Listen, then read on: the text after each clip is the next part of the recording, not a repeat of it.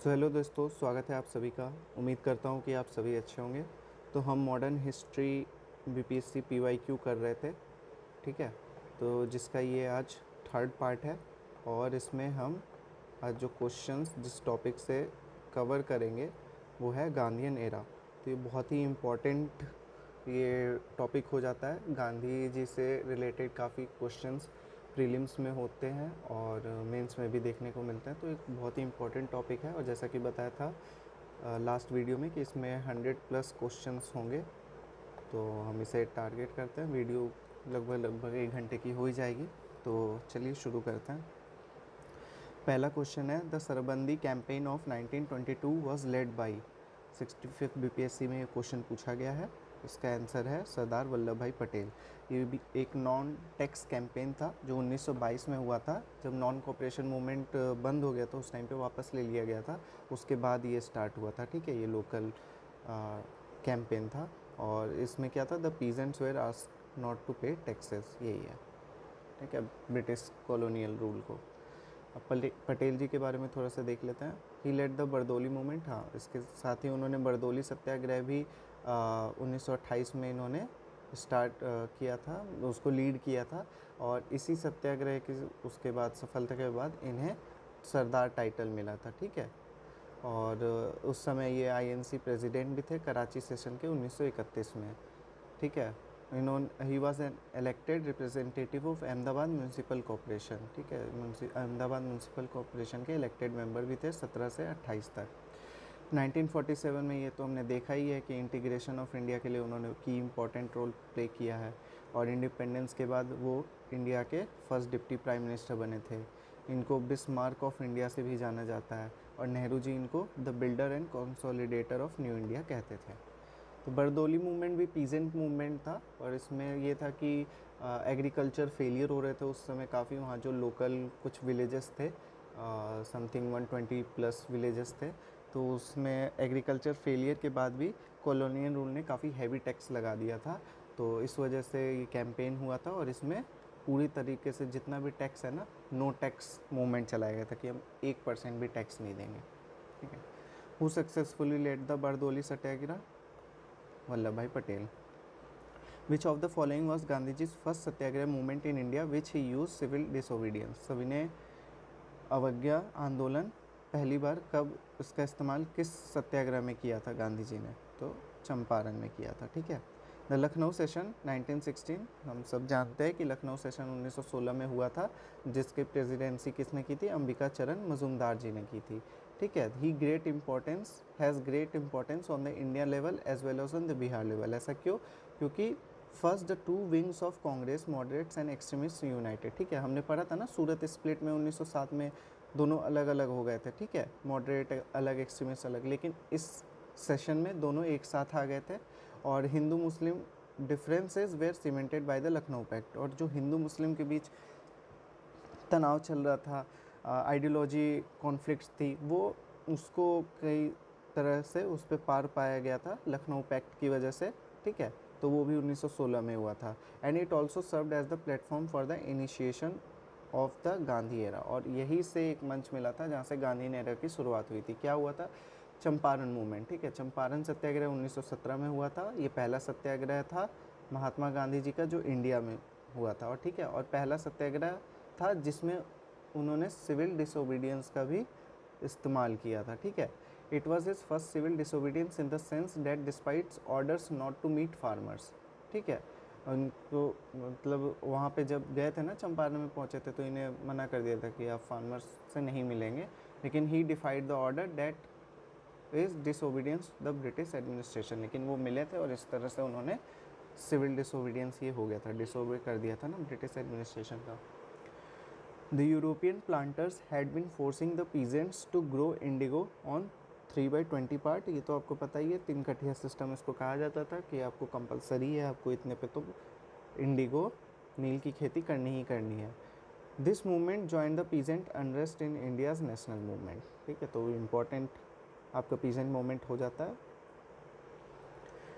अहमदाबाद मिल strike जैसा option में दिया हुआ है, तो अहमदा मिल स्ट्राइक 1918 में हुआ था और इसमें गांधी जी ने भूख हड़ताल की थी, ठीक है, पहली बार। ये सब फैक्ट्स है, कुछ याद रखिएगा कि सिविल डिसोबीडियंस पहली बार कब किया गया, हंगर स्ट्राइक पहली बार कब किया गया। फिर ये है खेड़ा सत्याग्रह, ये भी 1918 में हुआ था और पहला इसमें यूज़ किया गया था नॉन कॉपरेशन का, यानी टैक्स नहीं देंगे, ठीक है, हम कॉपरेट नहीं करेंगे। और उसका क्या था कि नॉट पेइंग द टैक्स, हम टैक्स देंगे कॉपरेट आपके साथ, ब्रिटिश कॉलोनियल गवर्नमेंट के साथ हम कॉपरेट नहीं करेंगे, ठीक है।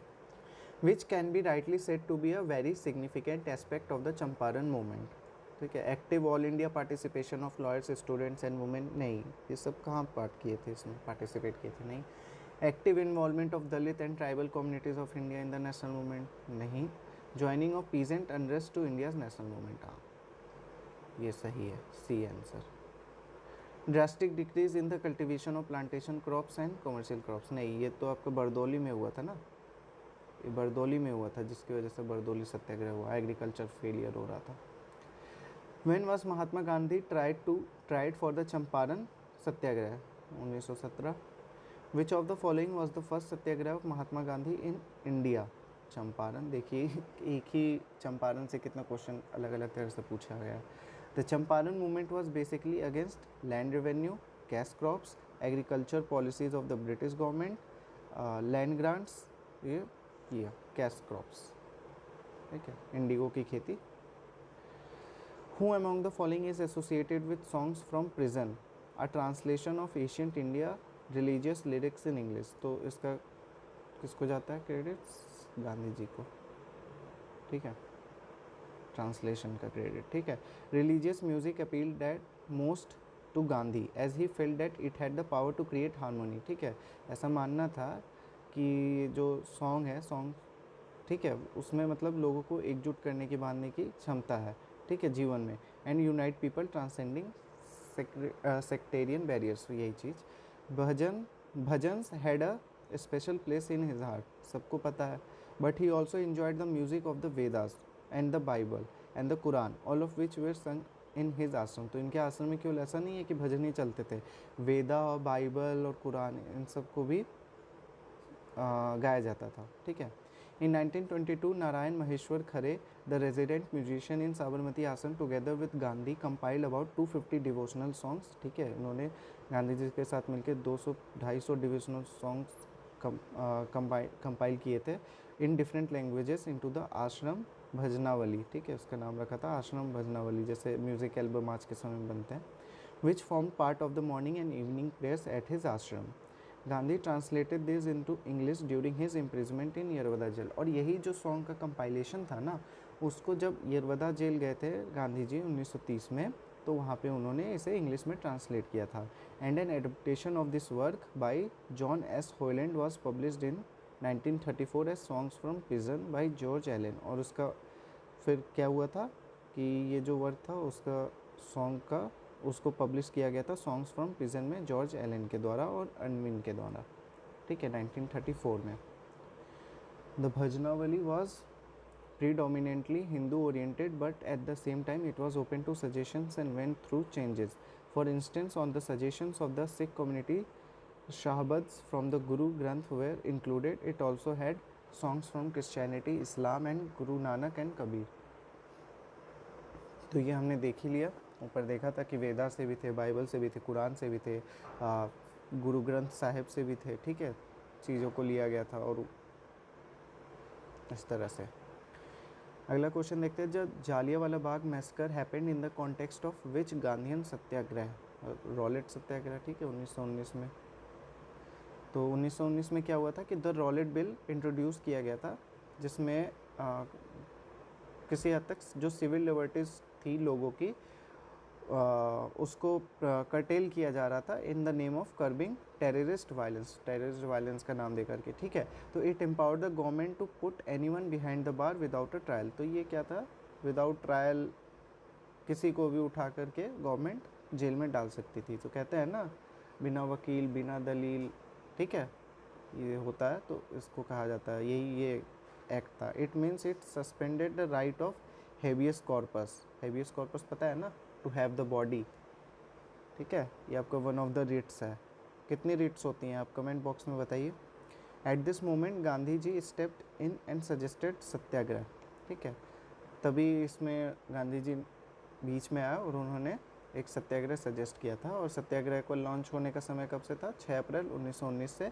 लेकिन but the public resorted to violence due to confusion in dates. लोगों को कन्फ्यूज़न इन डेट्स हुआ, और particularly in Delhi, Lahore and Amritsar. ठीक है, यहाँ पे ये चीज़ें हुई थी। On 10 April, local leaders in Amritsar, Dr. Satyapal and Dr. Saifuddin Kichle, were arrested by the British, which led to an attack on the town hall, post office, telegraph, etc. On 13 April 1919, on the occasion of Baisakhi, a large number of people gathered to attend a public meeting in the Jallianwala Bagh.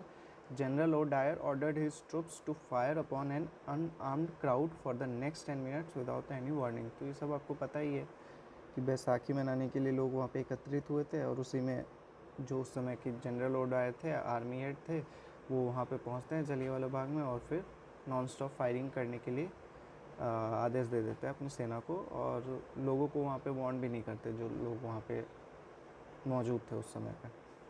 In protest Rabindranath Tagore renounced his knighthood title, और इसी जलियांवाला बाग के protest में रविन्द्रनाथ टैगोर जी ने अपनी knighthood की उपाधि वापस कर दी थी, और गांधी जी ने कैसरे हिंद की। ठीक है, और ये मूवमेंट 18 अप्रैल 1919 को वापस ले लिया गया था। उधम सिंह, जो कि Ram Mohammad Singh Azad, later assassinated Michael O'Dwyer. Michael O'Dwyer उस समय किस पद पे थे? आप ये लोग कमेंट बॉक्स में बताइएगा। ठीक है, कमेंट बॉक्स में बताइएगा कि माइकल ओडवायर जो थे वो उस समय क्या थे, और जनरल ओडवायर थे वो क्या थे। ठीक है, ये कमेंट बॉक्स में बताइए। ठीक है, who presided over the brutal British suppression of 1919? Udham Singh was hanged in 1940 for his death. ठीक है, आपने फिल्म तो देखी होगी उधम सिंह, उसमें ये सारी चीज़ें दिखाई गई हैं। Rowlatt satyagraha was the first all India satyagraha of Gandhi ji. पहला ऑल इंडिया सत्याग्रह था रॉलेट, तो ये फैक्ट याद रखिएगा। पहला ऑल इंडिया सत्याग्रह कौन सा था? और ऊपर हमने देखा ही है कि पहला हंगर स्ट्राइक सत्याग्रह और पहला civil disobedience satyagraha. The disorders inquiry committee which came to be known as the Hunter committee was formed inquire into the incident, जिसमें कि 3 इंडियंस थे, और वो थे श्री चिमनलाल हरिलाल, पंडित जगत नारायण, सरदार साहिबजादा सुल्तान अहमद खान। ठीक है, it was repealed by recommendations of the repressive law committee in 1922। Edwin Samuel Montagu opened this act was preventive murder. ठीक है, तो ये जो हंटर कमेटी है ना, इस पर फिल्म है आपकी केसरी 2, आप लोगों ने तो देखी होगी। केसरी 2 भी है, इस पर ऊपर बनी हुई है। With reference to Rowlatt satyagraha, which of the following statement is are correct? The Rowlatt Act was based on the recommendations of the sedition committee. जी हाँ, सेडिशन कमेटी की रिकमेंडेशन पे बना था। In Rowlatt satyagraha Gandhi ji try to use the home rule league. हाँ, demonstrations against the Simon commission coincided with the Rowlatt satyagraha. नहीं, Simon commission तो अलग है। तो select the answer using the code given below. तो 1 and 2। ठीक है, the anarchical and revolutionary crimes act, popularly known as the Rowlatt act, was passed in March 1919 in the Imperial Legislative Council. It was based on the recommendation made in the previous year to the Imperial Legislative Council by the Rowlatt Commission, जिसकी अध्यक्षता किसने की थी? British जज sir Sydney Rowlatt. इन्हीं के ऊपर इस कमीशन का नाम था। ठीक है, और एक्ट का भी नाम इन्हीं के ऊपर पड़ा। ठीक है, to investigate the serious conspiracy of the Indian people, all the elected Indian members who included Mohammad Ali Jinnah, Madan Mohan Malaviya, Mazhar ul Haq resign in protest. तो प्रोटेस्ट में इन सब ने रिज़ाइन कर दिया था। Gandhi try to use the home rule league in the Rowlatt satyagraha, और demonstration against Simon commission was organise in 1927। हाँ, ये तो अलग है। ठीक है, इसका सत्याग्रह से कोई लेना देना नहीं है। The Rowlatt act aimed at imprisonment without trial and summary procedures for trial भी। ठीक है, और तो कोई है नहीं। Rabindranath Tagore gave up his knighthood because of the Jallianwala Bagh tragedy। Gandhiji's non-cooperation movement urged people to avoid alcohol. This resulted in a severe loss of revenue for the government. The government of a province circulated a list of prominent individuals who drank alcohol as a device to persuade people to start drinking again. Name the province. Bihar. The province asked in the question is Bihar. The government of Bihar and Orissa circulated a list of great men in history who drank liquor to persuade people to start drinking again. वाह, important 64th में ये पूछा गया, ठीक है। इसके बारे में थोड़ा इन्फॉर्मेशन देखते हैं। The non cooperation movement launch हुआ था 1 अगस्त 1920 को, हमें पता है। इसी दिन तिलक जी का देहांत हुआ था by Mahatma Gandhi after the Jallianwala Bagh massacre. The launch of non cooperation was decided in the Nagpur session of INC in 1920, ठीक है।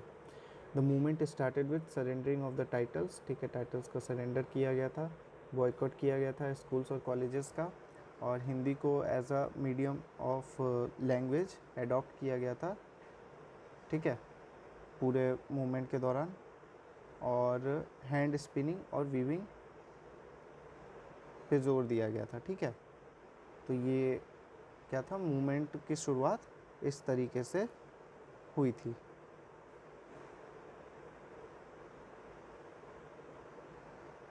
फिर देखते हैं चौरी चौरा। तो चौरी चौरा आज के समय में यूपी में है। इंसिडेंट कब हुआ था, ये 4 फरवरी 1922 में हुआ था, और इससे क्या हुआ था, नॉन कोऑपरेशन मूवमेंट सस्पेंड कर दिया गया था, ठीक है, by calling off meeting of the working committee at Bardoli, ठीक है, बरदौली में। उसी के बाद हुआ था ना बरदौली वाला। He called the incident a Himalayan blunder. तो गांधी जी ने खुद ही जो अपना डिसीज़न था ना, उसको क्या कहा था कि हिमालयन ब्लंडर है, कि मैंने जो ये डिसीज़न लिया ये इतना बड़ा ब्लंडर है जितना बड़ा हिमालय है, ठीक है, उसी के प्रकार। Which event occurred in 1922? Chauri Chaura. After which incident Mahatma Gandhi had called the non-cooperation movement as Himalayan blunder, Chauri Chaura. In which state is Chauri Chaura, where in February 1922 a police station was set on fire? Uttar Pradesh. Hindi was adopted as the lingua franca for the whole country during which of the following movements? तो इसमें हाँ movement पूछा है ना, incident नहीं, incident नहीं, movement है, non cooperation movement. In which session did the Indian national Congress pass a complete independence resolution? तो हमने पढ़ा हुआ है 1929 के लाहौर में। उसके बाद रावी नदी पे जो जवाहरलाल नेहरू जी ने झंडा फहराया था 26 जनवरी को 1930 को। तो ये देखिए, इसके बारे में देखते हैं। लाहौर सेशन हुआ था 1929 में, जिसमें पूर्ण स्वराज की मांग की गई थी, कंप्लीट इंडिपेंडेंस की डिक्लेरेशन पास किया गया था। पंडित नेहरू ने सब invited all the countrymen, women and comrades to participate in the mass movement to free Indians from foreign rule, ठीक है, ये अपील की थी नेहरू जी ने। और 31 दिसंबर 1929 को नया try colour flag of freedom was hosted by him on the banks of river Ravi. अच्छा, माफ़ करिएगा, मैंने 26 जनवरी 1930 बोला, लेकिन ये हुआ था 31 दिसंबर को ही, ठीक है, 1929 को। पर वहाँ डिसाइड किया गया था कि 26 जनवरी 1930 को हम इंडिपेंडेंस डे मनाएंगे, ठीक है। और आगे मतलब people taking the pledge to not submit any longer to British rule, लेकिन ऐसा हुआ नहीं। और इंडिपेंडेंस डे आगे जाके 15 अगस्त 1947 को मनाया गया। इस वजह से ये कारण था कि 26 जनवरी को रिपब्लिक डे मनाया जाता है, ठीक है। उस दिन डिसाइड किया गया कि हम लोग कॉन्स्टिट्यूशन को उसी दिन इनेक्ट करेंगे, तो इस वजह से उस दिन रिपब्लिक डे मनाया गया। नेक्स्ट क्वेश्चन पे आते हैं। हाँ, ये क्वेश्चन है, the 1929 session of the Indian national Congress is of significance in the history of the freedom movement because the self government was declared as the objective of the Congress. नहीं, attainment of Purna Swaraj was adopted as the goal of the Congress. सही है। 20th question, which day was declared as Purna Swaraj day by the Indian national Congress? तो हमें पता है 26 जनवरी 1930, ठीक है।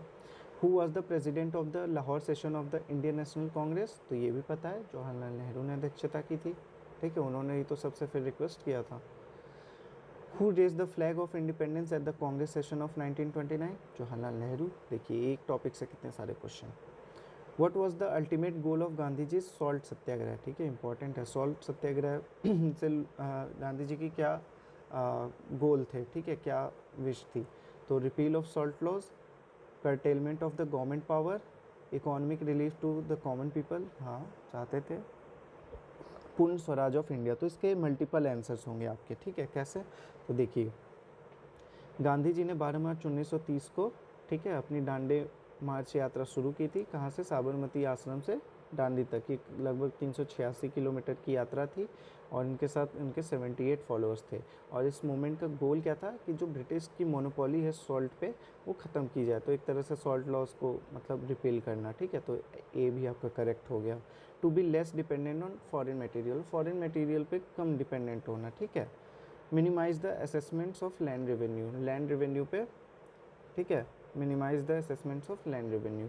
ठीक है। Unite Hindus and Muslims from all perspective, that is economic and social classes, and ultimately put an end to British colonial rule and declare Purna Swaraj for India. तो पूर्ण स्वराज की डिमांड करके ब्रिटिश कॉलोनियल रूल को एंड करना था। ठीक है, हिंदू मुस्लिम को यूनाइट करके, तो पूर्ण स्वराज फॉर इंडिया ये भी है। ठीक है।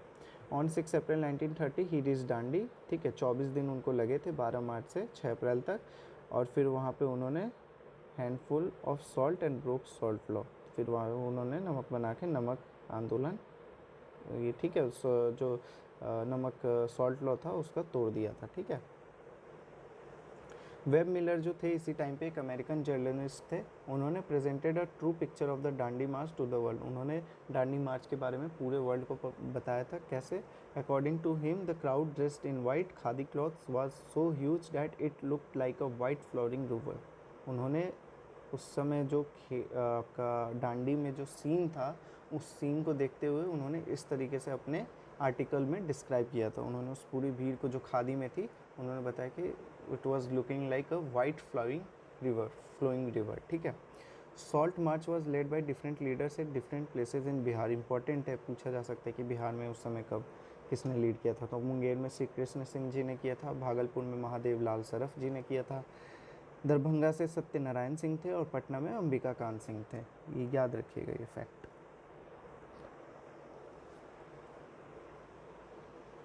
हाँ, ये भी याद रखिएगा कि गिरवरधारी चौधरी जो थे दरभंगा के थे, वो भी उन 78 लोग में थे जो गांधी जी के साथ गए थे दांडी मार्च पे। Salt tax imposed, salt tax किस लॉ के एक्ट के तहत इम्पोज किया गया था? तो salt tax act of 1882। Civil disobedience movement started in Dandi not Sabarmati, as disobedience of salt law was done at Dandi by breaking the law. तो ये कन्फ्यूज़न है कि जो सिविल डिसोबीडियंस था वो कहाँ पे, वो दांडी में स्टार्ट हुआ या साबरमती में? साबरमती से चले तो साबरमती से ही ऐसा स्टार्ट हो गया? नहीं, ब्रिटिशर्स ने सॉल्ट बनाने के लिए मना किया था, उन्होंने मार्च के लिए मना थोड़ी किया था। तो मार्च तो वो कर रहे थे, तो वो अवज्ञा नहीं हुई ना। ठीक है, वो डिसोबीडियंस तो नहीं हुआ। डिसोबीडियंस तब हुआ जब सॉल्ट गांधी जी ने बनाया। ठीक है, तो इस वजह से दांडी पे जब वो पहुँचे, जब उन्होंने सॉल्ट बनाया, तब सिविल डिसोबीडियंस मूवमेंट स्टार्ट हुआ। ठीक है, वहाँ से स्टार्ट हुआ, ना कि तब से जब उन्होंने अपनी यात्रा शुरू की। हु लेड सविनय अवज्ञा आंदोलन? तो महात्मा गांधी। ठीक है। The decision to start the civil disobedience movement was taken at the, बताइए, लाहौर सेशन 1929 में। ठीक है। हु ऑर्गेनाइज द खुदाई खिदमतगर इन 1929? अब्दुल गफर खान। ठीक है, उनको ये भी कहा जाता है ना आपका फ्रंटियर गांधी, फैक्ट याद रखिएगा। Pashtun freedom fighter in the north west frontier province. ठीक है, ये भी नॉन वायलेंट मूवमेंट था। खुदाई खिदमतगार मूवमेंट को हम रेड शर्ट मूवमेंट भी कहते हैं, because the bright red shirts they wore. Abdul Ghaffar Khan was also known as frontier Gandhi, जैसे बताया। अमीर चंद बोमवाल जी ने इनको ये टाइटल दिया था फ्रंटियर गांधी का। ठीक है। In 1987 Abdul Ghaffar Khan was awarded the Bharat Ratna. Important है, भारत रत्न इन्हें अवार्ड किया गया 87 में।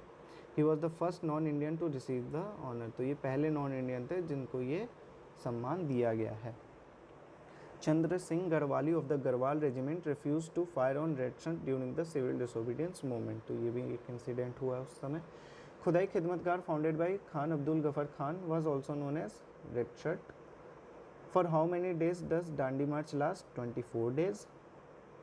In 1930 from where Mahatma Gandhi started the civil disobedience movement. तो दांडी से स्टार्ट हुआ था। ये कॉन्सेप्ट बताया ना, साबरमती से नहीं, क्योंकि वो मैंने एक्सप्लेन कर दिया है, फिर एक्सप्लेन करूँगा तो वीडियो लेंदी होगी। ये देखिएगा, दांडी में उन्होंने बात नहीं मानी ना, उन्होंने जो ब्रिटिश रूल थे कि सॉल्ट लॉ है आपका, आप खुद से नहीं बना सकते हैं, तो उसको उन्होंने बना के वो तोड़ा था, तो वहाँ से सिविल डिसोबीडियंस स्टार्ट हुआ। Who among the following organised Vedaranyam satyagraha in April 1930? C Rajagopalachari ने। ठीक है, वेदरनेयम सत्याग्रह, जिसको वेदरनेयम मार्च भी कहते हैं, वो राजगोपालचारी ने 13 अप्रैल 1930 में ऑर्गेनाइज़ किया था। और ये पूरी तरह से दांडी मार्च से इंस्पायर्ड था। ये कहाँ हुआ था? तो तिरुचिरापल्ली में हुआ था, जिसको अब तिरुचिरापल्ली कहा जाता है। ठीक है, डेट आपको पता ही है। और प्रोसीडेड फॉर अबाउट 150 माइल्स। तो 150 माइल्स ये ईस्ट के तरफ गए थे वहाँ से। और कहाँ गए थे? वेदरण्यम। ये एक स्मॉल कोस्टल टाउन है, उस समय तंजौर डिस्ट्रिक्ट में था, जबकि अभी मद्रास में पड़ता है। इस सत्याग्रह में क्या था? The significance of khadi as well as social issues like caste discrimination have been thoroughly campaigned. Shri Rajagopalachari was later arrested and imprison for 6 months। Rajagopalachari ji को राजा जी भी कहते हैं। और आपको पता होगा, इन्होंने अपना CR फार्मूला दिया था जब लास्ट टाइम पे इंडिपेंडेंस का सब चल रहा था 1940s में, 50s 40s में, तो उस समय में इन्होंने CR फार्मूला अपना दिया हुआ था। ये पहले और लास्ट गवर्नर जनरल थे after India gained independence. Prior to this he held the position of editor of young India. Young India में भी पोजीशन थी इनकी एडिटर की। ठीक है, जो कि महात्मा गांधी द्वारा पब्लिश किया जाता था, उसके फाउंडर थे। He had introduce the Madras temple entry act. ठीक है, मद्रास टेम्पल एंट्री एक्ट भी इनके द्वारा स्टार्ट किया गया था जब वो चीफ मिनिस्टर ऑफ मद्रास थे। ही प्रिपेयर्ड अ फार्मूला। देखिए, हमने बताया था ना, CR फार्मूला कांग्रेस लीग के कॉपरेशन के लिए 1944 में, 1940s के टाइम पे, जब लास्ट में इंडिपेंडेंस के लिए चीज़ें चल रही थी। It was a ticket acceptance of the leagues demand for Pakistan. Gandhi supported the formula. ठीक है।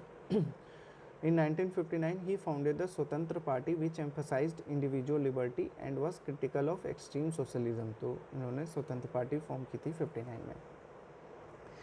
Who of the following organized the march on the Tanjore coast to break the salt law? Rajagopalachari. UPSC question है। Who was the first woman president of the Indian National Congress? ठीक है, तो Annie Besant.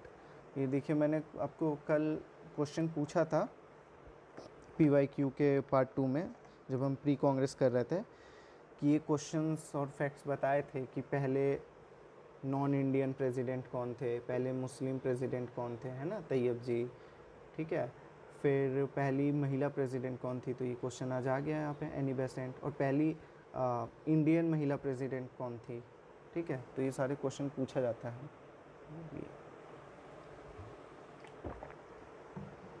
तो Annie Besant कब उन्होंने अध्यक्षता की थी? 1917 के कलकत्ता सेशन में।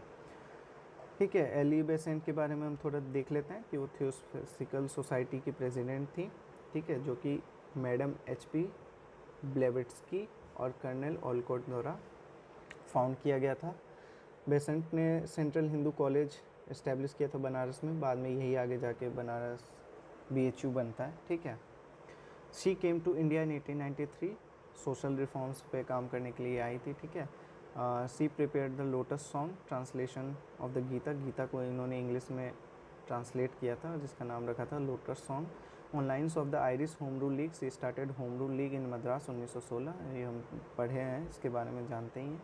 होम रूल लीग की स्थापना जब की थी इन्होंने, तो बिहार भी आई थी 1919 में, 18 अप्रैल को, 25 जुलाई को, 2 बार आई हुई है बिहार। ये याद रखिएगा, इम्पोर्टेंट है। क्या इम्पोर्टेंट है, ये याद रखिएगा ये डेट। New India and Commonwealth newspapers were associated with, तो Annie Besant. Who was the first Indian women president of the Indian national Congress? देखिए, आ ही गया, सरोजनी नायडू। ठीक है, पहली इंडियन प्रेसिडेंट। और पहली वुमेन प्रेसिडेंट वो थी एनी बेसेंट, ठीक है। तो इन्होंने कब किया था? 6 साल बाद, 1919 के 1925 के कानपुर सेशन में। ये उनसे रिलेटेड, सरोजनी नायडू से रिलेटेड फैक्ट्स हैं, तो इसे आप एक बार पढ़ लीजिएगा। आगे बढ़ते हैं। Who was the third satyagrahi of individual satyagraha launch by Mahatma Gandhi? तो ब्रह्मदत्त जी थे। ये इम्पॉर्टेंट है कि पहले सत्याग्रही कौन थे। तो पहले सत्याग्रही आप याद करिएगा, विनोबा भावे जी थे, ठीक है। पहले सत्याग्रही जो थे वो विनोबा भावे जी थे। दूसरे थे जेल नेहरू जी, जवाहरलाल नेहरू जी, सेकंड थे। थर्ड थे हमारे ब्रह्मदत्त जी। ये तीनों लोग थे, ठीक है। इंडिविजुअल सत्याग्रह जब 1940 में चल रहा था। और बिहार में इंडिविजुअल सत्याग्रह कब लॉन्च हुआ? 28 नवंबर 1940 को हुआ। यहाँ पे पहले क्या थे, वो ऑल ओवर इंडिया की बात हो रही है, ठीक है। और यहाँ पे पहले सत्याग्रह बिहार में थे कृष्ण सिंह जी, दूसरे थे Anugrah Narayan Singh ji. Who was the first satyagrahi on the individual satyagraha? Vinoba Bhave. In 1940 Vinoba Bhave started individual satyagraha from Paunar, Maharashtra. Vinoba Bhave के बारे में जानते हैं कि, ठीक है, इन्होंने भूदान मूवमेंट स्टार्ट किया था, ठीक है, इंडिपेंडेंस के टाइम पे, which aim to help agriculture labours acquire land, ठीक है। जब इंडिया को इंडिपेंडेंस मिली तो उस समय भूदान, ताकि जो एग्रीकल्चर लेबर्स हैं उनको ज़मीन मिल सके, ठीक है, ताकि वो खेती कर सकें। He also played a prominent role in the leading Sarvodaya movement, ठीक है। फिर इनका नोटेबल बुक्स भी, इन्होंने बुक्स भी लिखी हुई हैं, ठीक है, जैसे गीतई है इन मराठी में, गीला प्रवचन इन हिंदी, भूदान यज्ञ, ठीक है। और इनके कंट्रीब्यूशन को देखते हुए इनको मरणोपरांत भारत रत्न सम्मान से सम्मानित किया गया था। Who launch secret radio during quit India movement? Usha Mehta, ठीक है, उषा मेहता ने स्टार्ट किया था ये। आगे चलते हैं। Who was not a member of the cabinet mission? तो इसमें कैबिनेट मिशन के कौन मेंबर नहीं थे? तो वेबल नहीं थे, ठीक है, वेबल का अलग था, वेबल प्लान, ठीक है। Doctor Rajendra Prasad was elected chairman of the constituent assembly इनको कब कॉन्स्टिट्यूएंट असेंबली का चेयरमैन डिसाइड किया गया था? 1946 के दिसंबर में, ठीक है। उससे पहले क्या था कि डॉक्टर सच्चिदानंद सिन्हा जी को, जो कि सबसे सीनियर मोस्ट मेंबर थे, इस आधार पे उनको इंटरिम प्रेसिडेंट चुना गया था 9 दिसंबर को, ठीक है। लेकिन उसके बाद ही 2 दिन बाद वोटिंग हुई और राजेंद्र प्रसाद को परमानेंट चेयरमैन चुना गया 11 दिसंबर 46 को। ये पॉलिटी से भी आपका रिलेटेड क्वेश्चन है।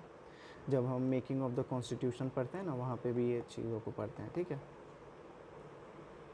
और इनको इंटरिम गवर्नमेंट में कौन सा डिपार्टमेंट मिला था? फूड एंड एग्रीकल्चर डिपार्टमेंट, ठीक है। राजेंद्र प्रसाद के बारे में जानते हैं कि उन्होंने नेशनल कॉलेज पटना में स्थापना की थी और वहाँ के प्रिंसिपल भी बने थे। इनको अजात शत्रु भी कहा जाता था क्योंकि इनका कोई दुश्मन ही नहीं था, सबसे अच्छे थे ये। ऑन 5 अक्टूबर 1926 इन्होंने khadi exhibition local Arya Samaj hall Ranchi में उसका उद्घाटन किया था। 5 October 1926 which of the following leaders inaugurated khadi, ये देख ही लिया, Rajendra Prasad. Who establish the Swaraj party 1923? तो CR दास और मोतीलाल नेहरू ने किया था, ठीक है। उनके अपने INC में कुछ आइडियोलॉजी और पॉलिसी को लेकर चीज़ें डिफरेंसेस कुछ हुए और उसके बाद इन्होंने स्वराज पार्टी की फॉर्मेशन की थी, ठीक है। After form following the failure of the non cooperation movement के फेलियर्स के बाद में, ठीक है। 1923 में, 22 में फेल हुआ था ना, चौरी चौरा इंसिडेंट के बाद। तो Swaraj party was established at the Congress खिलाफत Swaraj party.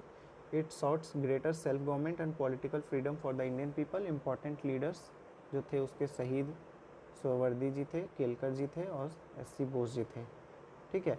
The primary goal of the party was to contest the election of the, तो इनका मेन गोल था कि वो मतलब शामिल होना चाहते सरकार में, ठीक है। सेंट्रल लेजिस्लेटिव असेंबली में इलेक्शन लड़ना चाहते थे। और and its major achievement was the appointment of Vitthal भाई Patel as the speaker of the central legislative assembly। और आगे जाके विट्ठल भाई पटेल क्या होता है, वो लेजिस्लेटिव असेंबली के स्पीकर भी बनते हैं। The leader of the Bihar wing of the Swaraj party कौन थे? श्री कृष्ण सिंह थे। लेकिन इसके प्रेसिडेंट हमारे कौन थे? वो थे नारायण प्रसाद। और जनरल सेक्रेटरी कौन थे? अब्दुल बरी जी। याद रखिएगा, बहुत इंपॉर्टेंट है। ये पूछा जा सकता है कि जनरल सेक्रेटरी कौन थे, ठीक है, प्रेसिडेंट कौन थे, फाउंडर कौन थे। तो तीनों में अंतर याद रखिएगा। श्री कृष्ण जी फाउंडर थे, लीड किया था उन्होंने। नारायण प्रसाद जी ये आपके क्या कहते हैं, ये थे आपके प्रेसिडेंट थे, ठीक है। और जो अब्दुल बारी जी हैं वो जनरल सेक्रेटरी थे, तो इम्पॉर्टेंट है। Swaraj party was form following the failure of the non cooperation movement. Fill in the blanks. The Nehru report was drafted by a committee headed by Jawaharlal Nehru and local self government नहीं, Motilal Nehru and constitutional arrangement in India, ठीक है। Nehru report,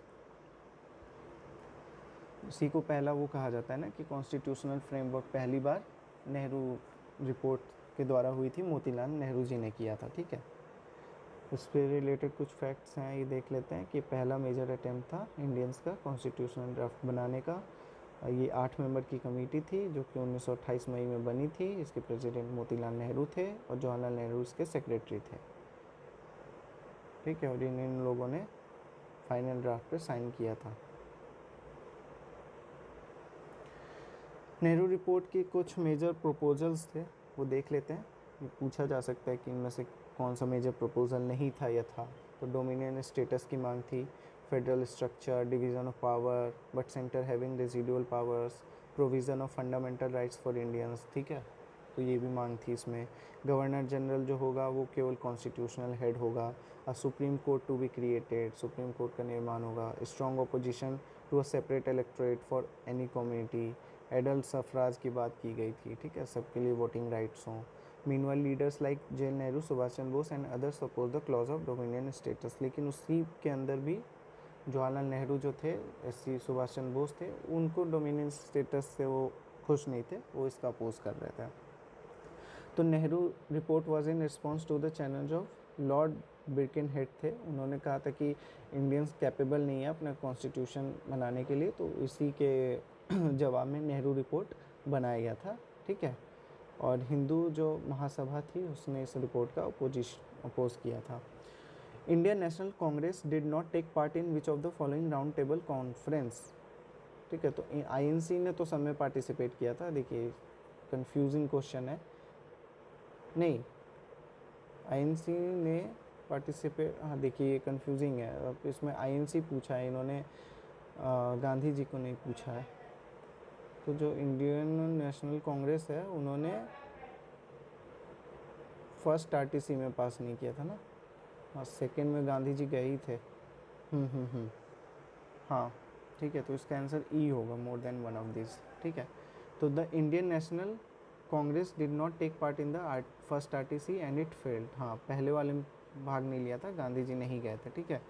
after the failure of first RTC the British government understood that it would need the support of the Congress party for making any decision on India's political future, ठीक है। तो फिर second में वो गए थे और उसी के बाद क्या हुआ था, Gandhi Irwin pact was signed 1931 में हुआ था और कांग्रेस ने डिसाइड किया था कि वो सेकेंड आरटीसी में महात्मा गांधी आईएनसी की तरफ से पार्टिसिपेट करेंगे। सॉरी वो कन्फ्यूज़न है कि आईएनसी मतलब कोई और मेंबर्स भी नहीं ना, गांधी जी ही आईएनसी को रिप्रेजेंट कर रहे थे। तो फर्स्ट में उन्होंने पार्टिसिपेट नहीं किया था, सेकेंड में किया था, ठीक है। फिर थर्ड आरटीसी में क्या हुआ था कि थर्ड आरटीसी को इंडियन नेशनल कांग्रेस ने बॉयकॉट कर दिया था, ठीक है। तो अगर वैसे देखा जाए तो इसका आंसर तो अच्छा डिड नॉट टेक पार्ट है ना, डिड नॉट टेक पार्ट है, तो डिड नॉट टेक पार्ट है तो फर्स्ट और थर्ड होगा, तो ई आंसर होगा आपका। तो मुझे लगा टेक पार्ट, तो वही मैं सोचा था कि सेकंड होगा, या कन्फ्यूज़न हो गया था थोड़ा सा इस क्वेश्चन में। 46 in which year the famous Gandhi Irwin pact took place. अभी देख लिया हमने 1931 में गांधी इरविन पैक्ट हुआ था। Who participated in all 3 round table conference, तो बी आर अम्बेडकर थे, उन्होंने तीनों में पार्टिसिपेट किया था, ठीक है। Which round table conference was held in 1932, तो थर्ड राउंड टेबल कॉन्फ्रेंस हुई थी, सेकेंड तो 31 में ही हो गई थी। When was the Poona pact sign, अब देखिए वहाँ पे ईयर पूछा था एक बार, वो तो गांधी इरविन पैक्ट था और ये पूना पैक्ट है, ठीक है। यहाँ पे पूछ दिया था आपसे गांधी इरविन पैक्ट से और यहाँ पे जो है पूना पैक्ट से पूछा, तो ये कब हुआ था 24 सितंबर 1932 को हुआ था। ठीक है, पूना पैक्ट क्या था, उसमें सेपरेट इलेक्टोरेट की बात हुई थी दलित को देने के लिए। ठीक है, प्रोविज़न था पूना पैक्ट में। उसमें गांधी जी ने क्या किया था कि उस समय यरवदा जेल में थे वो, वहीं पे उन्होंने हंगर स्ट्राइक स्टार्ट कर दिया था। ठीक है, किसके प्रोटेस्ट में, कम्युनल अवार्ड जो अनाउंस किया गया था 16 अगस्त 1932 को। ठीक है, ब्रिटिश सरकार द्वारा, जिसमें सेपरेट इलेक्टोरेट की बात की गई थी। तो उसके बाद क्या हुआ था, पूना पैक्ट एक एग्रीमेंट हुआ था हिंदू की तरफ से, ठीक है, between Hindu leaders in India granting new rights to Dalits. It was signed by Ambedkar, ठीक है, on behalf of the depressed class, and by Madan Mohan Malviya on behalf of Hindus. ठीक है, जो अदर एसोसिएट थे इससे जुड़े वो थे राजेंद्र प्रसाद और Purushottam Das Tandon ji. As against 71 seats allocated by Ramsay MacDonald, जिनके उस पर ये, ठीक है, उस समय ये थे PM. As against 71 seats allotted by Ramsay MacDonald, seats in provisional legislature were increase to 147। ठीक है, और इसको बढ़ा के 147 कर दिया। और सेंट्रल लेजिस्लेटिव में ये कितना इसका वो था, 18%। तो ये सारी चीज़ें पूना पैक्ट के थ्रू थी। ठीक है, Mahatma Gandhi undertook a fast and to death in 1932 mainly because of, तो अभी हमने देखा Ramsay MacDonald announce the communal award. ठीक है, देखा अभी हमने।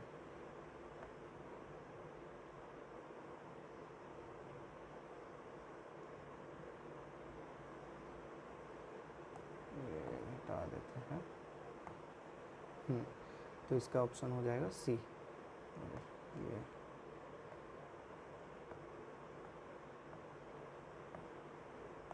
ठीक है, सी ऑप्शन हो जाएगा। तो हमने 50 क्वेश्चन देख लिए, 51 पे आते हैं। Who among the following advocates had appeared for the INA trials at Delhi 1945-46? भुल्ला भाई देसाई। ठीक है, आईएनए जिसको आज़ाद हिंद फौज के नाम से भी जाना जाता है, हमें पता है 1942 में वर्ल्ड वॉर 2 के समय में कैप्टन मोहन सिंह ने इसका फॉर्मेशन किया था। ये याद रखिएगा, क्लियर रखिएगा माइंड में कि सुभाष चंद्र बोस जी ने फॉर्मेशन नहीं किया था, कैप्टन मोहन सिंह जी ने फॉर्मेशन किया था। वही अगले साल 43 में इसकी लीडरशिप लेते हैं सुभाष चंद्र बोस जी। ठीक है, तो ये आईएनए से रिलेटेड फैक्ट हैं, इनको आप देखिएगा, पढ़ लीजिएगा। ठीक है, नेक्स्ट पे जाते हैं। In the context of colonial India, Shah Nawaz Khan, Prem Kumar Sahgal and Gurubaksh Singh Dhillon are remembered as. UPSC 2021 का क्वेश्चन है। Leaders of Swadeshi and boycott movement नहीं, मेंबर्स ऑफ इंटरिम गवर्नमेंट नहीं, members of the drafting committee in the constituent assembly नहीं, officers of the INA. ये लोग INA के officers थे। अगर ये आप ऊपर आईएनए के बारे में पढ़ेंगे ना तो इसमें आपको दिख जाएगा। ये देखिए, कमेटी, ये सारी चीज़ें थी ना, प्रेम कुमार सहगल, शाहनवाज खान, गुरुबख्श सिंह ढिल्लों, तीनों लोग ये जनरल थे। ठीक है, आगे बढ़ते हैं। Which incidents shock British prime minister Clement Attlee who had to declare that the edifice of British imperialism had suffered a several jolt. तो देखिए, जो failure of the cabinet mission, revolt of the Royal Indian Navy, rejection of the Cripps mission, campaign of the INA and revolt of the Royal Indian Navy. तो नहीं, जो INA का campaign था और revolt था ना इंडियन नेवी का, वो इंसिडेंट थे जिन्होंने क्लेमेंट एटली को हटा के रखा था, हिला के रख दिया था। ठीक है, शॉक किया था। और डी, इंडियन नेवी रिवोल्ट आपको पता है। ठीक है, royal Indian navy, Bombay, Karachi, rose against the government. ठीक है, ये लोग, इन्होंने किया था इंडियन नेवी रिवोल्ट। ठीक है, बैटल शिप, बॉम्बे हार्बर, ये सारी चीज़ें, ये सारा है, देखिएगा। बट सरदार वल्लभ भाई पटेल ने फिर फोर्स भेजी थी, एश्योरेंस दिया था। ठीक है, वहाँ पे it was done by non commission officer. तो ये सारी चीज़ें थी, वो रॉयल इंडियन नेवी रिवॉल्ट के बारे में है। ठीक है, तो ये आप पूरा एक बार पढ़ लीजिएगा। The Congress socialist party was founded in 1934 by Jayaprakash Narayan and Acharya Narayan Dev. हमने कल भी ये क्वेश्चन देखा हुआ है। तो जयप्रकाश नारायण और आचार्य नारायण देव से रिलेटेड ये कुछ फैक्ट्स हैं। और सोशलिस्ट पार्टी, जो कांग्रेस सोशलिस्ट पार्टी है, तो ये देख लीजिएगा। ठीक है, the first session of constituent assembly was held on, तो बताइए, 9 दिसंबर 1946, जिसमें सच्चिदानंद सिन्हा जी को इंटरिम प्रेसिडेंट चुना गया था। ठीक है, बाद में 11 दिसंबर को राजेंद्र प्रसाद जी को by voting permanent president choose किया गया। असेंबली कब तक ऑपरेशन थी? 2 साल 11 महीने 18 दिन, और इतना ही टाइम लगा कॉन्स्टिट्यूशन को बनने में, ठीक है। आखिरी सेशन जो था असेंबली का वो कब हेल्ड हुआ था? 24 जनवरी 1950 को हुआ था। तो ये डेट्स, ये टाइम लाइन आपको क्लियरली याद होनी चाहिए, ठीक है। The Muslim league started it's annual convention regularly from 1925, ठीक है। तो मुस्लिम लीग जो हुई थी उसकी स्थापना हुई थी 1906 में हुई थी, और किसके द्वारा? ढाका के सलीमुल्लाह नवाब थे उनके द्वारा, मोहसिन उल मुल्क के द्वारा और आगा खान के द्वारा, ठीक है। इनकी डिमांड क्या थी? सेपरेट इलेक्टोरेट की डिमांड थी 1908 में जो इन्होंने की थी अमृतसर सेशन में। तो ये याद रखिएगा, ये कांग्रेस सेशन नहीं है, ये मुस्लिम लीग सेशन है, ठीक है। एंड सरप्राइजिंगली ये एक्सेप्ट भी कर ली गई थी पार्लियामेंटो रिफॉर्म्स में, ठीक है, 1909 में, ठीक है। 1908 में London branch of the Muslim League establish किया गया था सैयद अमीर अली द्वारा, याद रखिएगा। Which of the following events did happen first? ये इंपॉर्टेंट है। क्विट इंडिया मूवमेंट पहले हुआ था, या arrival of the Cripps mission था, या अराइवल ऑफ लॉर्ड वेवल था? पता ही है, लॉर्ड वेवल प्लान तो क्रिप्स मिशन के बाद ही आया, ठीक है। लॉर्ड वेवल गवर्नर जनरल बाद में ही थे क्रिप्स मिशन के। फिर arrival of the cabinet mission, नहीं भाई ये तो लास्ट में है, तो इसका आंसर हो जाएगा क्रिप्स मिशन, ठीक है। क्रिप्स मिशन कब आता है? 1942 में, ठीक है। किसके द्वारा भेजा जाता है? उस समय पीएम होते हैं विंस्टन चर्चिल, ठीक है। तो क्या था? ये सपोर्ट लेने के लिए, इंडियन सपोर्ट्स लेने के लिए वर्ल्ड वॉर 2 में क्रिप्स मिशन को भेजा जाता है, ठीक है। Jawaharlal Nehru and Maulana Abdul Kalam were the negotiators with Cripps mission, ठीक है। According to this mission India has offered dominion status and propose to make constitution making body, लेकिन Mahatma Gandhi term this mission outcome of post dated cheque. उन्होंने ये question पूछा हुआ है BPSC में कि किस मिशन पे या कब किस पॉइंट पे उन्होंने ये पोस्ट डेटेड चेक किस घटना को बताया था, ठीक है। तो क्रिप्स मिशन आपको 42 में हुआ था 22 मार्च को। फिर क्विट इंडिया मूवमेंट अगस्त 1942 में स्टार्ट हुआ था, ठीक है। फिर वेवल प्लान तो लास्ट में बोला ना 1945 में, 46 में सबसे लास्ट कैबिनेट मिशन आया था आपका। इन विच, ये कब का क्वेश्चन है? 67th में है ना ये, लेकिन उसके बाद भी पूछा गया है ये। In which movement did Gandhi ji give the slogan do or die? तो क्विट इंडिया मूवमेंट के समय पे इन्होंने ये नारा दिया था डू और डाई का, तो ये देख लीजिएगा। The plan of sir Stafford Cripps envisaged that after the Second World War, India should be granted complete independence. India should be partitioned into two before granting independence. India should be made a republic with the condition that she will join the Commonwealth. India should be given dominion status. तो आपको पता है कि dominion status की मांग तो की थी जब नेगोशिएट कर रहे थे नेहरू जी ये लोग, तो इन्होंने कहा था कि ठीक है सपोर्ट रहेगा तो लेकिन डोमिनियन स्टेटस हमें दीजिएगा, तो उस पर ही उन्होंने एग्री किया था, ठीक है। As it chairperson to negotiate terms with the political parties, उधर से क्रिप्स जी थे और इधर से पता है नेहरू जी और अब मौलाना अबुल कलाम आज़ाद जी थे।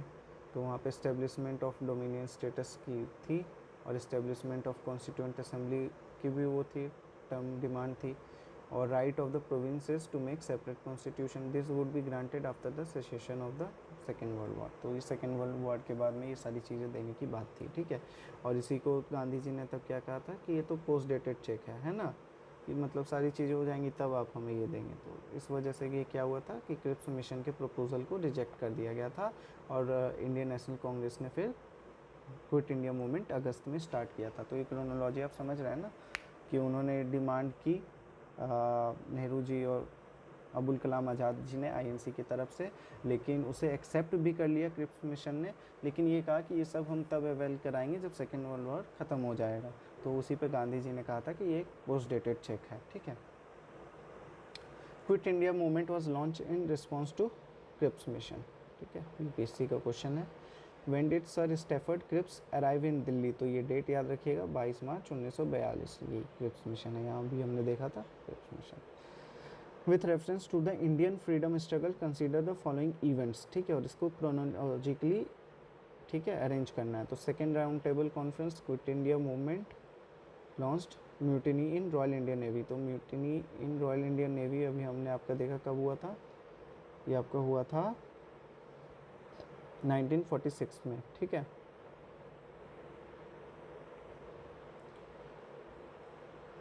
और क्विट इंडिया मूवमेंट 42 में हुआ था। नहीं, ये म्यूटनी इन रॉयल इंडियन नेवी है, ये आपका हाँ 46 में हुआ था। और क्विट इंडिया मूवमेंट, ठीक है, 42 में, 1942 में, 1946 में, और सेकेंड राउंड टेबल उससे भी। हाँ, तो इसका क्रोनोलॉजी हो जाएगा 3, 2, 1, ठीक है, ऑप्शन सी। नेक्स्ट क्वेश्चन है, the offer of Cripps gave us nothing, if we accepted the offer we might have to rule in the future. War had given India an opportunity for achieving her freedom. We must not lose it by depending upon a mere promise. Who wrote these words? तो ये मौलाना अबुल कलाम आज़ाद जी ने लिखा था, ठीक है, Cripps mission के बारे में। तो मौलाना आज़ाद जी से रिलेटेड फैक्ट ये तो आपको पता होंगे कि पहले एजुकेशन मिनिस्टर थे इंडिपेंडेंट इंडिया में, ठीक है, और यंगेस्ट पर्सन थे जिन्होंने इंडियन नेशनल कांग्रेस में प्रेसिडेंटशिप की थी, ठीक है। इनके 2 पब्लिकेशन थे उर्दू में, अल हिलाल और अल बलाग, और इन्होंने कांग्रेस सेशन जो प्रिसाइड किया था वो था दिल्ली का 1923, और सबसे यंगर प्रेसिडेंट थे आईएनसी के इतिहास के। और he was again elected president, और फिर ये दोबारा बनते हैं रामगढ़ सेशन 1940 में, 17 साल बाद। He served as the longest serving president of Congress before independence, ठीक है। तो 1940 में जब ये बने थे ना, तो उसके बाद शायद 46 तक या 45 तक यही रह गए थे हर सेशन के, ठीक है। तो इसलिए ये लॉन्गेस्ट सर्विंग प्रेसिडेंट हैं कांग्रेस के इतिहास के बिफोर इंडिपेंडेंस। इन्होंने बुक लिखी थी India wins freedom. Next question आते हैं, what portfolio was Rajendra Prasad held in the interim government in 46। तो हमने देखा था फूड एंड एग्रीकल्चर, ठीक है। ये पोर्टफोलियोज़ हैं, जवाहरलाल नेहरू के ये पोर्टफोलियो थे। पटेल जी, प्रसाद जी के पास एग्रीकल्चर, फूड राजा गोपालचारी के पास education and arts, Baldev Singh defence, John Mathai थे उनके पास इंडस्ट्री एंड सप्लाईज थी, जगजीवन राम जी के पास लेबर था, असफ अली जी के पास रेलवे एंड ट्रांसपोर्टेशन था, CH भाभा जी के पास वर्क माइंस एंड पावर था, लियाकत अली खान जो मुस्लिम लीग के तरफ से थे, ये सारे INC के तरफ से हैं, ठीक है, यहाँ से क्या। लियाकत अली खान जी के पास फाइनेंस था, जोगेंद्र नाथ मंडल जी के पास लॉ था, अब्दुल रब निश्तार जी के पास communication, post and air, Ismail Ibrahim ji के पास कॉमर्स, और गजनफ़र अली खान जी के पास हेल्थ। तो ये लोग मुस्लिम लीग से थे, ठीक है, और ऊपर वो सारे लोग INC से। Who was the finance minister in the interim government? तो पता है, लियाकत अली खान जी थे। ये कहाँ से थे? मुस्लिम लीग से थे, Liaquat Ali Khan. Who was allotted the portfolio of the labour department in the interim? तो हमने देखा जगजीवन जी के पास था। तो ये पोर्टफोलियो भी इम्पॉर्टेंट है, आपको ये सारा याद रहना चाहिए कि इसके पास क्या था इंटरिम गवर्नमेंट में, ठीक है। ये लिस्ट एक बार आप देख के इसको अच्छे से माइंड में बैठा लीजिएगा, इम्पॉर्टेंट है, क्वेश्चन पूछ दिया जा सकता है, ठीक है। Who was the president of INC at the time of the partition of India? तो JB कृपलानी जी थे उस टाइम पे। Last Congress session before independence जो हुआ था वो मेरठ में हुआ था 46 में, और इसकी अध्यक्षता कृपलानी जी ने की थी, और वो तब तक रहते जब तक इंडिपेंडेंस ना मिल जाए।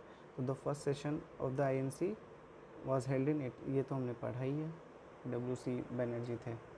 अब JB कृपलानी जी के बारे में ये भी है कि वो चेयरमैन और sub committee on fundamental rights पे जो सब कमेटी थी उसकी चेयरमैन थे।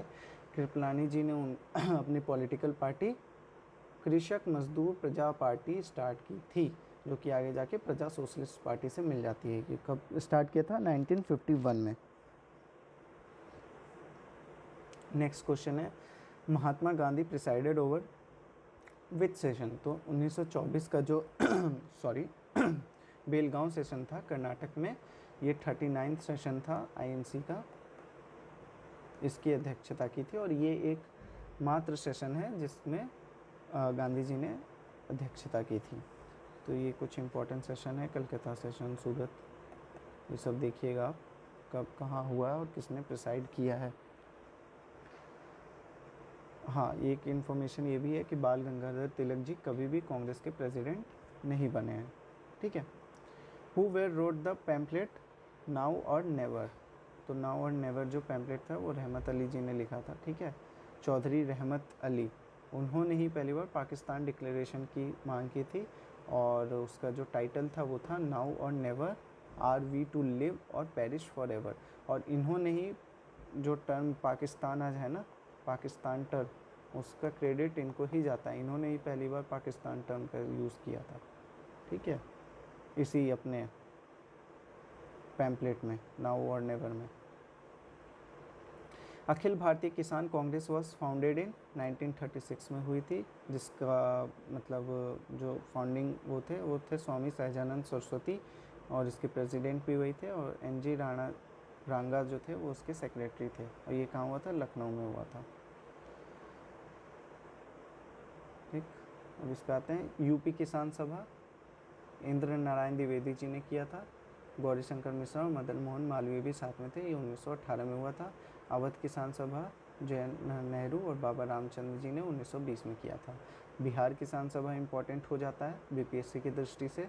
तो इसका पहले जो था ये सोनपुर में फाउंड हुआ था 1929 में, और स्वामी सहजानंद सरस्वती जी इसके प्रेसिडेंट और फाउंडर थे। ठीक है, दूसरा सेशन जो इसका हुआ था वो गया में हुआ था। इसके प्रेसिडेंट थे पुरुषोत्तम दास टंडन जी। और तीसरा जो हुआ था वो हाजीपुर में हुआ था। इसके फिर से प्रेसिडेंट थे स्वामी सहजानंद सरस्वती जी। तो सहजानंद सरस्वती जी ने 2 बार अध्यक्षता की है, पहला सोनपुर मेला में और दूसरा सोनपुर में, जहाँ सोनपुर मेला होता है ना वहीं पे सोनपुर, और दूसरा जो है वो हाजीपुर में। ठीक है, और गया सेशन में पुरुषोत्तम दास जी ने। और सहजानंद सरस्वती जी के बारे में थोड़ा देख लेते हैं कि इनका जन्म तो यूपी में हुआ था, लेकिन इनके मोस्टली जो पॉलिटिकल एक्टिविटीज़ और सोशल एक्टिविटीज़ जो जहाँ मेनली ये एक्टिव रहे हैं वो बिहार में रहे, and gradually spread to the rest of India with the formation of the all India Kisan Sabha. ठीक है, उनका ओरिजिनल नाम था वो था नारुंग राय, और इनको किसान प्राण से भी जाना जाता है। ठीक है, तो Forward Bloc decided to celebrate Sahajanand day. Sahajanand day Forward Bloc ने डिसाइड किया था 28 अप्रैल 1942 को मनाएंगे। ठीक है, ही इस्टेब्लिश सीताराम आश्रम एट बीटा, इम्पॉर्टेंट है, सीताराम आश्रम एट बीटा पटना। ठीक है, बीटा में इन्होंने इस्टेब्लिश किया था। और his centre was Simri village in Shahabad district. ठीक है, long live sticks was a famous quote by him, याद रखिएगा, long live sticks Sahajanand Saraswati ji का मशहूर कोट है। ठीक है, Subhash Chandra Bose called him the undisputed leaders of peasants in India. ठीक है, who was elected the first president of all India Kisan Sabha in Lucknow 1936? तो स्वामी सहजानंद सरस्वती जी। स्वामी Sahajanand Saraswati form the all India United किसान सभा with the demand for the nationalisation of land and waterways just before his death. ठीक है, ये क्या होता है, स्वामी सहजानंद सरस्वती ऑल इंडिया किसान सभा लखनऊ में फॉर्म करते हैं when he assumed the position of president, लेकिन however before his demise in 1950, Sahajanand directed his attention toward the future peasant movement. He established the All India United Kisan Sabha which advocate for the nationalization। ठीक है, nationalisation की उन्होंने बात की थी, और इसी के तहत उन्होंने इस्टेब्लिश किया था ऑल इंडिया यूनाइटेड किसान सभा की, और जिसमें nationalisation of land, waterways as well as sources of energy, wealth, इसकी बात की थी। ठीक है, और यही demand became the cornerstones of the AIQS and its mission. The cabinet mission came to India in, पढ़ा हुआ है, अभी हमने देखा था। ठीक है, 1946 में आया था, तो कोई इसमें से कोई भी ऑप्शन नहीं है। The cabinet mission was sent to India for which of the following? तो ये तो बता सकते हैं आप, कैबिनेट मिशन क्यों आया था इंडिया में? To establish a national government. ठीक है, और नहीं, ये पूछा है the cabinet mission was sent to India for which of the following.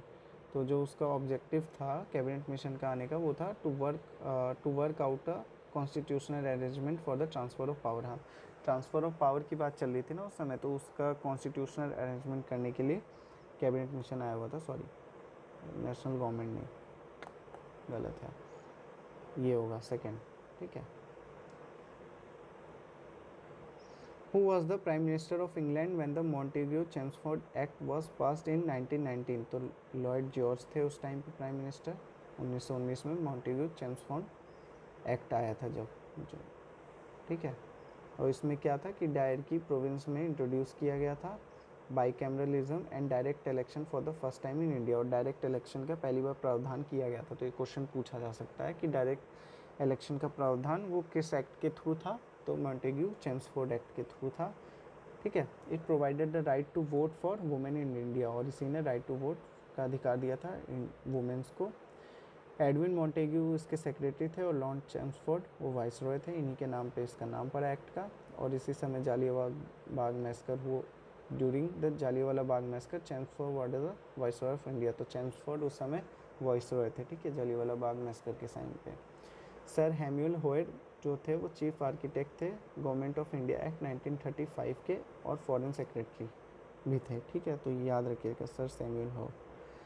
The Montagu Chelmsford proposal were related to constitutional reforms, तो जितने भी प्रपोजल्स थे सारे वो कॉन्स्टिट्यूशनल रिफॉर्म्स को ही लेकर के तो थे, सारी चीज़ें जो थी, ठीक है। Who became the champion of socialism and wanted to overthrow the British rule, princely states, landlordism and capitalism in 1933, Jawaharlal Nehru जो थे, ठीक है, उन्होंने आर्टिकल्स लिखा था भरत कहाँ के नाम से, जिसमें उन्होंने ये बताया था कि वो सोशलिज्म पे क्यों बिलीव करते हैं, और इस वजह से ये ब्रिटिश रूल, प्रिंसली स्टेट और कैपिटलिज्म इन सबको हटाना चाहते थे, ठीक है।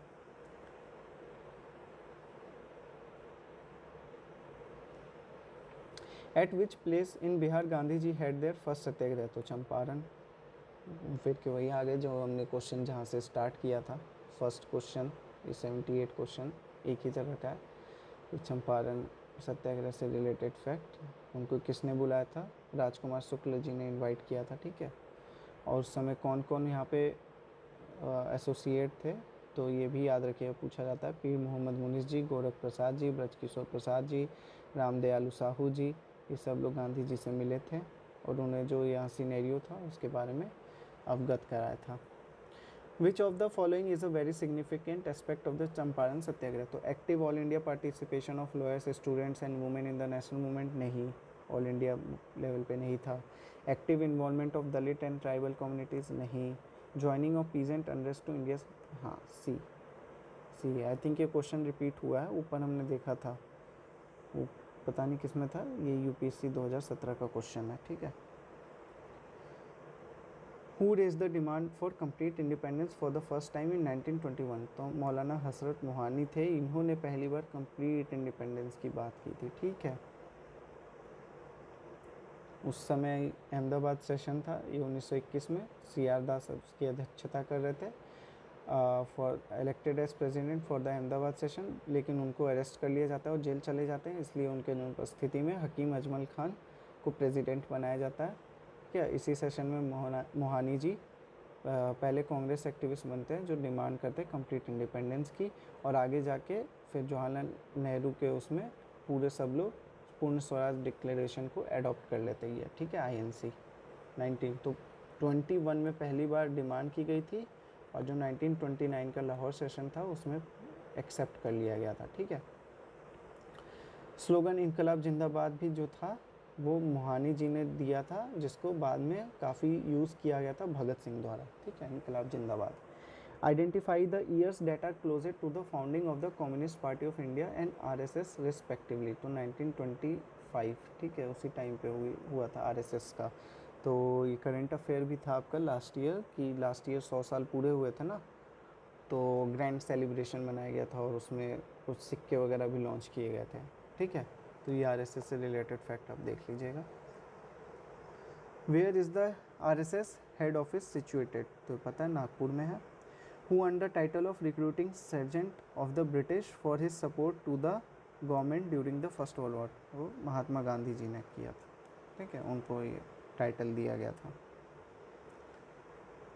Arrange the following events connected with the Indian freedom struggle in the correct chronological order, ठीक है, तो Muslim deliverance day, direct action day, resignation of Congress ministries और इंडिविजुअल सत्याग्रह।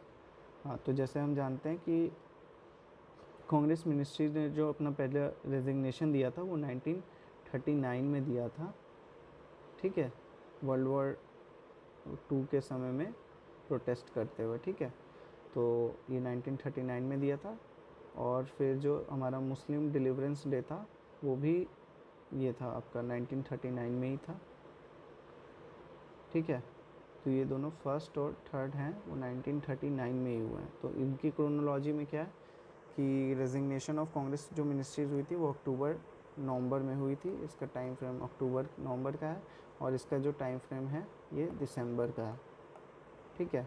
और जो इंडिविजुअल सत्याग्रह हुआ था वो 1940 में हुआ था, ऑफ कोर्स ये बाद आ जाएगा, तो 413 के बाद ही 4 होगा, तो इस ऑप्शन में है, इसमें भी यही है, ये सी आपका एलिमिनेट हो जाएगा, ठीक है। और डायरेक्ट एक्शन डे था तो वो 1946 में हुआ था, है ना, 1946 में। तो इस तरीके से हम जाएंगे तो 40 यानी 4 के बाद सेकंड आएगा, तो 4 के बाद सेकंड किस ऑप्शन में है, केवल ए में है, तो इस तरीके से एलिमिनेट से ए हो गया, ठीक है। Which of the following statements regarding the Indian freedom struggle is not correct? Gandhi ji gave his first major public speech at Banaras Hindu University. ठीक है। Mahatma Gandhi was arrested in 1921. ठीक है। Gandhi ji withdraw from the non-cooperation movement due to the Chauri Chaura incident, ये भी ठीक है। More than one of the above. ठीक है। ये कह रहा है नॉट करेक्ट, ये तो करेक्ट है, पब्लिक स्पीच भी बीच बी होगा, ठीक है। 1921 में नहीं अरेस्ट हुए थे वो, 1922 में अरेस्ट हुए थे, ठीक है।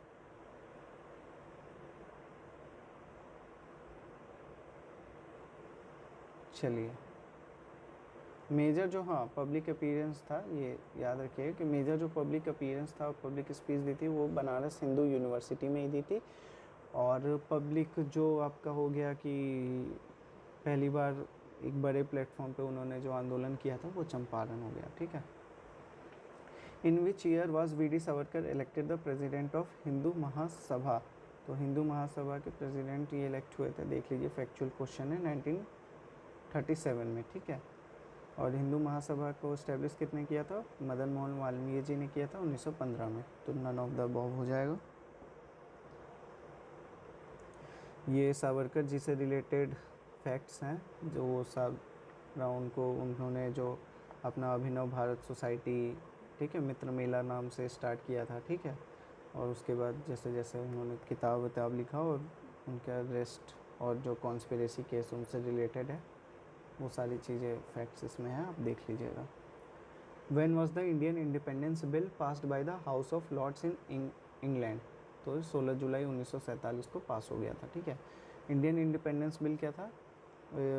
4 जुलाई 1947 को पार्लियामेंट में प्रेजेंट किया गया था, हाउस ऑफ कॉमन्स में 15 जुलाई को पास हुआ, और हाउस ऑफ लॉर्ड से 16 जुलाई को पास हो गया था, और क्राउन का एसेंट इसको मिल गया था 2 दिन बाद 18 जुलाई को। और ये सब होने के बाद में Indian independence bill, Indian independence act बन गया, और इससे क्या हुआ कि 2 नेशन जो थे उसको क्रिएट किया गया, उसको dominion status, it's states 2 Nations with dominion states, एक इंडिया एक पाकिस्तान, ठीक है, फॉर्म किया गया, और जिसको इम्प्लीमेंट हुआ 15 अगस्त 1947 से, ठीक है, लगभग 28-30 दिन बाद। When did Netaji announce the provincial government of free India? तो 21 अक्टूबर 1943 को, ठीक है, जब वो आईएनए की चीज़ें, ठीक है, आईएनए उस समय फॉर्मेशन में थे और उसके तहत ही काम कर रहे थे नेताजी, तभी उन्होंने ये अनाउंस किया था। Subhash Chandra Bose rename Nicobar island as, तो इम्पोर्टेंट है, स्वराज, ठीक है। When the armistice was signed between the Allied forces and Germany in Patna? तो ये देखिएगा, Germany signed the armistice treaty on 11 November 1918, 11 नवंबर यहाँ 1918, ठीक है, to end world war 1। The armistice was signed at Le Francport near Compiegne and ended fighting on land, sea and air. The treaty was signed between the allies, ठीक है, जो allies थे France, Great Britain, Italy, Russia, Japan और US, और and their opponent जो उनके थे Germany. Grand celebrations Germany, ठीक है। Grand celebrations were held on the occasion in Patna from 25 to 27 under the patronage of the then lieutenant governor Edward Gait. The commission has gone with option E as the question itself is ill framed, ठीक है, तो ये question में कुछ गड़बड़ है, 1918 बोला हुआ है, ए है, लेकिन ऑप्शन ई दिया हुआ है। ये छोड़ दीजिए, इसको ड्रॉप करिए। 91 the partition of India was for the first time accepted by the Mountbatten plan. Mountbatten plan सबसे लास्ट में आया था ना, उन्होंने ही एक्सेप्ट किया था। इस प्लान को द जून 3 प्लान भी कहा जाता है, क्योंकि इसी दिन ये पास हुआ था, 3 जून 1947 को। और ये डिसाइड किया गया कि इंडिया और पाकिस्तान है वो 2 डोमिनियन स्टेट्स बनेंगे, ठीक है। तो यही इंडियन इंडिपेंडेंस जो बिल था उसमें यही प्रोविज़न फिर रखा गया था। On 20 February 1947, Prime Minister Attlee announced the British government decision to withdraw from India latest by। हाँ, तो ये कन्फ्यूज़न है। अब लोगों को लगेगा कि 1947 में आज़ादी मिली है, तो उसी समय नहीं, जून 1948 में उन्होंने बोला था कि जून 1948 तक हम भारत से ब्रिटिश गवर्नमेंट बाहर निकल जाएगी, ठीक है, भारत अपना एक आज़ाद देश बन जाएगा। Who among the following were the founders of the Hind मजदूर सभा established in 1948? तो अशोक मेहता जी, रामानुजन जी और जीजी मेहता जी थे, ठीक है। In which of the following movements did Mahatma Gandhi make the first use of the hunger strike as a weapon? तो हमने पढ़ा ये अहमदाबाद स्ट्राइक में, ठीक है। ये अहमदाबाद स्ट्राइक मील स्ट्राइक थी, ठीक है, जिसमें बोनस और इन सब चीज़ों को लेकर के था कि प्लेग फैला था, तो उसमें प्लेग बोनस का प्रोविज़न था कितना दिया जाएगा, लेकिन जो मिल मालिक थे उन्होंने ऐसा नहीं किया था, उससे कम ही वो किया था, फिर लोगों को जॉब से भी हटाया था। तो इन सब चीज़ों को लेकर के अहमदाबाद मिल स्ट्राइक थी, ठीक है, जो कि 1918 में हुई थी। तो यहीं पे पहली बार भूख हड़ताल किया था गांधी जी ने। The Quit India movement in 1942 witnessed the significant contribution from leaders of Bihar, which prominent Bihar leader was known as the Bihar Kesari। तो श्री कृष्ण सिंह जी को बिहार केसरी से जाना जाता है, ठीक है, इस टाइम से। ये पूरा इनसे रिलेटेड फैक्ट है, पूरा आप देख लीजिएगा। नेक्स्ट क्वेश्चन पे आते हैं। In response to the mass agitation of the Champaran movement the British government took which step to address the issue. 69 में, 70 में भी, 71 में भी इससे रिलेटेड पूछा हुआ है। तो क्या किया गया था, चंपारण एग्रीगेशन कमेटी बनाई गई थी, ठीक है, तो सी इज़ द आंसर, ठीक है। ये तो हो ही नहीं सकता, चंपारण एन इंडिपेंडेंट स्टेट, उससे दूर दूर रिलेटेड ऐसी कोई मांग ही नहीं थी। Strict curfew and impose martial law, नहीं। महात्मा गांधी को गवर्नर ऑफ चंपारण, क्यों भाई, वो प्रॉब्लम सॉल्व करने आया वहाँ पे, गवर्नर ऑफ चंपारण बनने थोड़ी आए थे। तो सीधे से बात है, एग्रीरियन कमेटी बनाई गई थी, जिन्होंने उसकी डिमांड को एक्सेप्ट करते हुए वहाँ के आगे अपना एक क्या कहते हैं लॉ पास किया था, एक एक्ट, ठीक है, जिसके उससे चंपारण एग्रीरियन एक्ट पास किया था, जिससे जो भी डिमांड्स थी वहाँ के लोगों की वो एक्सेप्ट कर ली गई थी। Who led the Champaran Satyagraha, Mahatma Gandhi.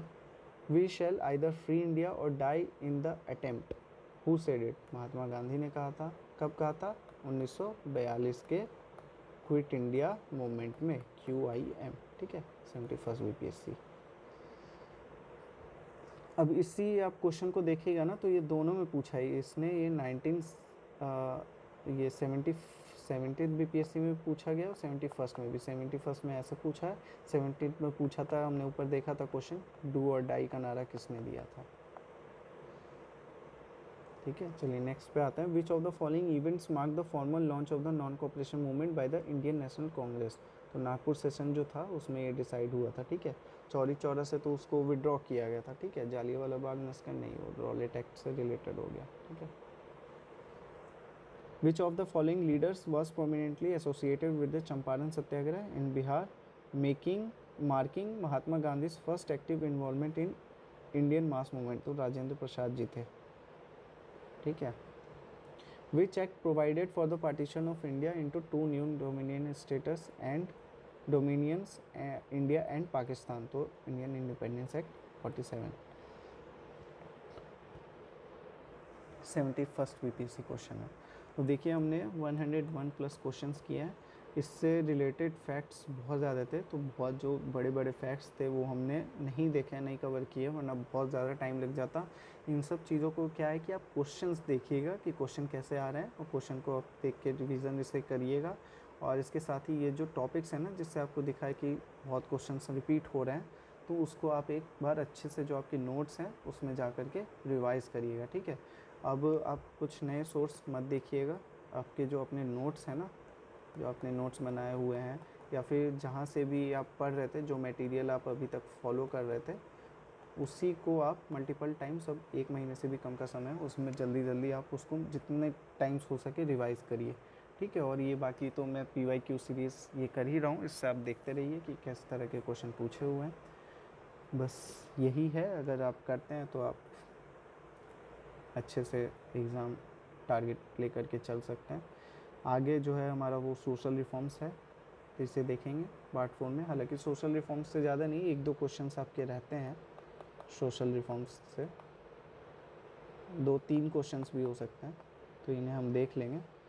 Mainly आपका गांधी जी से रहता है, गांधी के टाइम पीरियड से, जो गांधीयन एरा है उस टाइम के जो आपके नेशनल मूवमेंट्स हैं उससे काफ़ी क्वेश्चंस रहते हैं, तो वो हमने कर लिया है। अगर आप इस पैटर्न से इस क्वेश्चन 101 क्वेश्चन थे, इसे देख लेते हैं और इससे रिलेटेड आप जा कर के रिवीजन कर लेते हैं, तो आप इन क्वेश्चंस जो भी इस टॉपिक से आएंगे आप उसमें गलती नहीं करेंगे, गलती की गुंजाइश नहीं होगी।